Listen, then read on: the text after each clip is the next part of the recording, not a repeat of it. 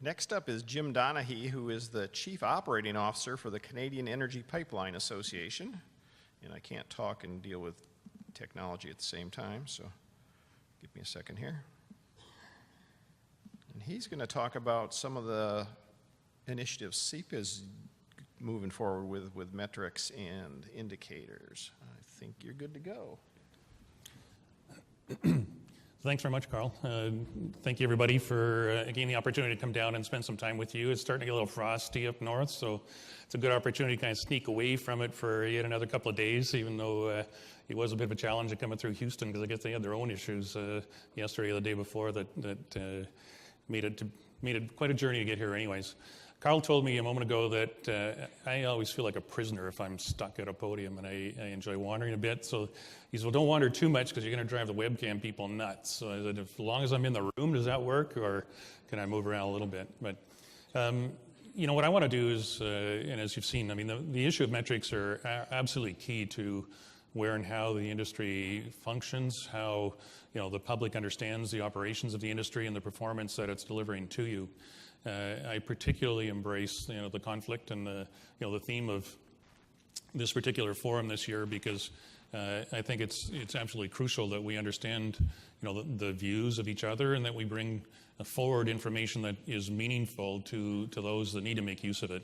I think, as we've seen, there can be a vast array of data and measures that it's really tough to make sense of, and you're going to see me refer to some of that in this. So for folks that don't know too much about SEPA, I mean, it is a neat association to a degree in that unlike the associations that reside in the U.S. dealing with pipeline operations, we work with both the oil and the gas operators, and to a certain extent too, as you see in this chart, there's only 12 of them. And that's, I suggest to you, it's a really good thing for us, because what we've done recently with respect to the governance of our association is that it's CEOs only at the table. And so you can put all 12 of these folks at the table at once. And when they look each other in the eye, there's really no place to hide when they're talking about their performance and their metrics and the kinds of things that need to unfold in terms of what's going on. In addition to that, what I suggest to you is, unlike the challenges that are faced by some of either the upstream producers or what may be present here in the U.S., is that these 12 companies are all quite substantial in their size and their sophistication. So if you think about a continuum, if you will, in terms of the highly sophisticated to perhaps those that are that are working at getting there, we've got a nice tight grouping that's right at the top end. Now, does that mean that their performance always represents that? Perhaps not. But at the same time, they're there. It's a reasonably tight grouping that we can, that they lean on each other really hard in terms of what's unfolding and where they're going. And I think you'll see evidence of that with respect to some of the things that are unfolding.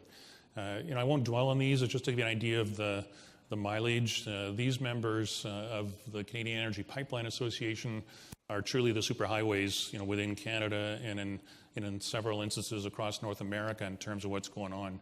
Huge impact on our national well-being in terms of the energy that they move. Almost 97% of all energy produced in Canada is moved by these players, so very, very significant in terms of the financial contribution that they make to our country and all of the efforts that they do. So both oil and gas, and that's really where that stands, and we'll move on. But this chart, as we all know, really serves to represent the challenges that that the industry is facing in terms of the expectations. Society has moved. End of story. Society has moved and has very, very high expectations of how this industry performs, and I think that's right. I think they should have high expectations of us. In a lot of ways, in Canada at least, we've not had major builds of pipeline projects for many years, and so all of a sudden we've got almost $60 billion worth of projects that are proposed, and it's they've gone from being out of sight, out of mind, to being truly in the forefront of what's unfolding in our nation, and people have huge expectations of where it's at, the kinds of performance, the safety, the environmental considerations, and everything that's unfolding. And as I say, that's fair, and they absolutely should. Carl raised the element of trust, and So this is one that I love working with myself, and it is an industry that's hugely populated by engineers and by accountants. It's a highly, highly technical industry. I get a bit of a kick out of throwing a formula up like this. It's populated with abstract comments, and then watching the engineers' heads cave in as they try and figure out how can I resolve this? What's going on here? But what I point out to you in this, in terms of trust and transparency being absolutely key as well, is that if you will, out of the elements that are reflected on that formula, only credibility is the one that's completely technical, if you will, in terms of if I got the right knowledge, if I got the right technology, if I got the right ones and zeros moving around to really do this, and the rest of it then is really about reliability, being, am I keeping my word to you? Can we look each other in the eye and understand that when I give you my word and we shake hands, that you can count on me. Ultimately, that we have a relationship in terms of what the intimacy piece represents, and all of that is trumped in a heartbeat if it's only about me, and we're not sincerely and honestly trying to engage so that we understand your interests, the collective interests, in terms of how we're going to build and operate pipelines over the full life cycle of their lives. I use this again because the whole out of sight, out of mind thing has, is largely perpetuated in the industry. It's like, why do they need to know? Can't tell them that. And I suggest there's really not too much that we can't and should not be telling people, because that's how you breed accountability. That's how you breed trust. That's how these relationships happen. And then it's important that we don't find a way to obfuscate, the meaning by using metrics and data, if you will, that are so complicated that you can almost not find the sense within it. This is one of the challenges that the industry really does suffer, and I think, as I heard some of the presentations this morning about the national regulator, PHMSA, versus some of the state agencies that would involve, and this is a little bit about what we do face in Canada at the moment. So I offer, perhaps a word of caution, not to say that you shouldn't go anywhere, but to give thought to it. Long linear infrastructure. In Canada, we have many operating jurisdictions that we run into, call it dialects of language around metrics and measures. Differing definitions, differing regulation make it extremely difficult then to do what we want to do, which is build that picture of performance that allows us to hold the companies accountable so that citizens and governments and those who regulate can clearly understand where things are going. So differing jurisdictions, differing definitions, serious incidents at all, and we run into that. And so how do we improve understanding? And the real risk, of course, is that, as we've seen, there can be so many that it's virtually impossible to construct that image. In case in point, early in this year, we had an investigative journalist spend quite a bit of time with us at CEPA to try and build a picture of performance. And the individual was sort of working across some of these different jurisdictions and ultimately, could not make sense of the various metrics and found it almost impossible to get to an apples-to-apples type of comparison around performance. And we got to get past that. So what I really want to spend the next several minutes on is you have the benefit of my time is speaking about some of these initiatives that are underway north of the border and how we're benefiting in order to try and move that first. So CEPA Integrity First is our sort of keynote program at the moment. And I was baiting Carl and happy to see, I'm sure he's happy to see that I've got the 99.999 there, which is actually 999.5 in terms of our performance. And I completely agree. It's overworked and almost offensive at times because, and as Carl has promised me on several occasions, I'll show you that picture of the 0.0005 and it's not going to be pretty. And I love looking at those pictures and I love showing them to everybody in the industry because it helps them understand we are not good enough.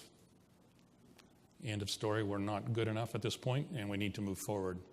So what's going on, north of the border is that safety management systems, which you heard a little bit about this morning, have been compulsory within our own major operating companies for well over a decade.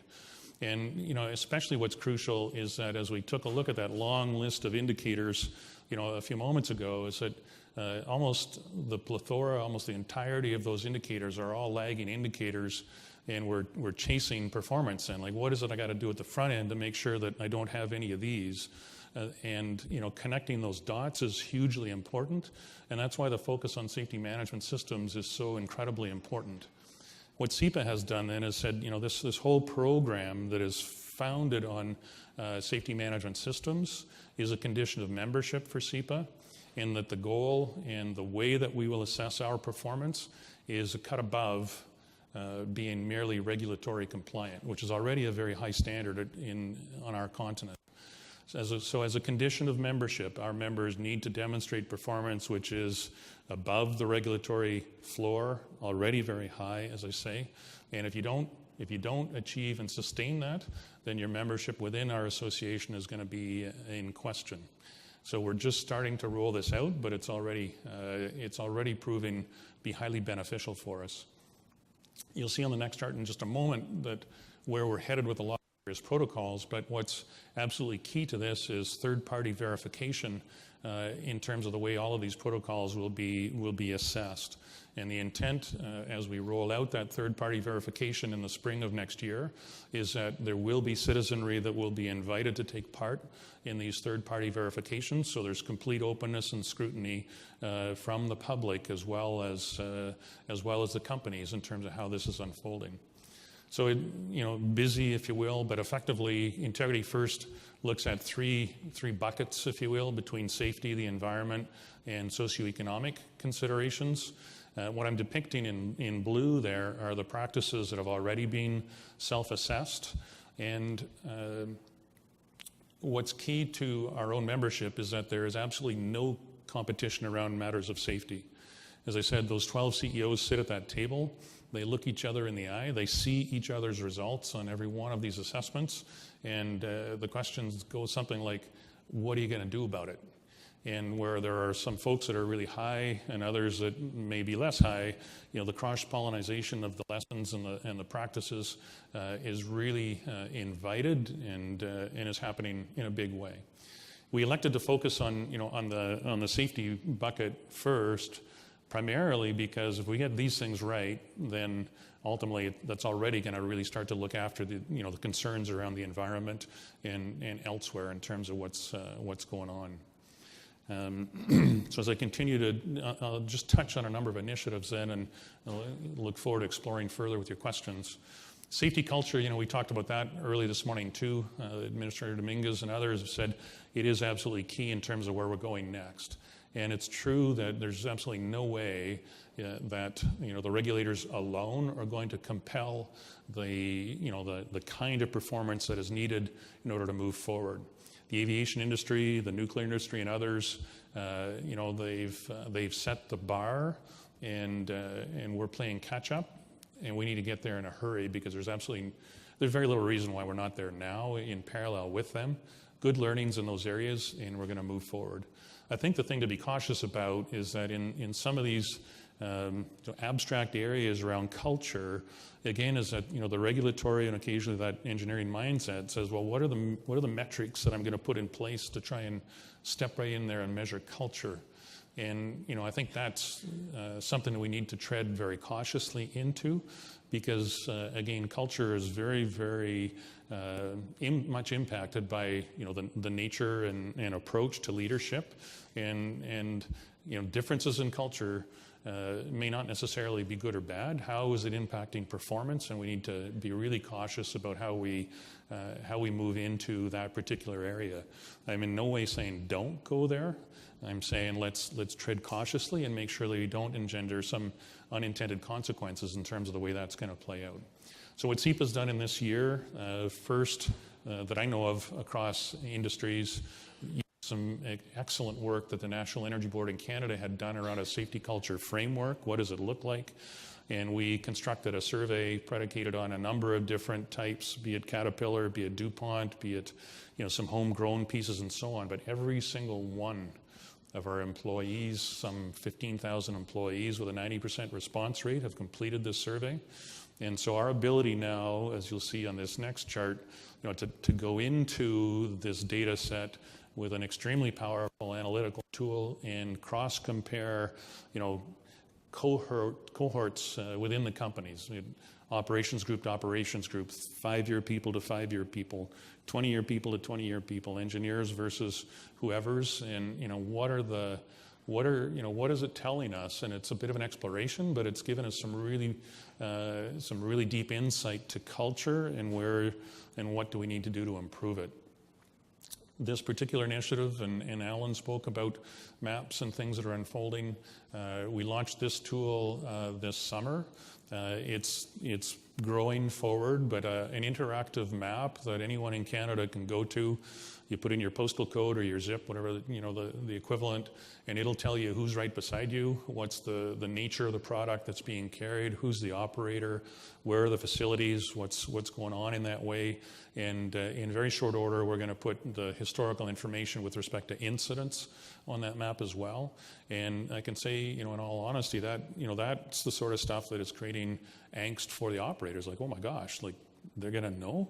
It's like, well, why shouldn't they know? Like, if would we not rather have accurate information out there rather than information that has been cobbled together, as occurred about a year ago when CBC in Canada put together a map that they tried to show incident data related to pipelines, and they said openly at the bottom of it there was big gaps in the data sets, so we just extrapolated and/or made it up, practically in terms of what they did. And, so let's self-declare, like, if we have something to hide, that's our problem.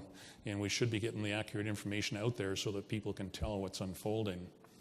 In this, actually just released in early November, and I commend this report to you.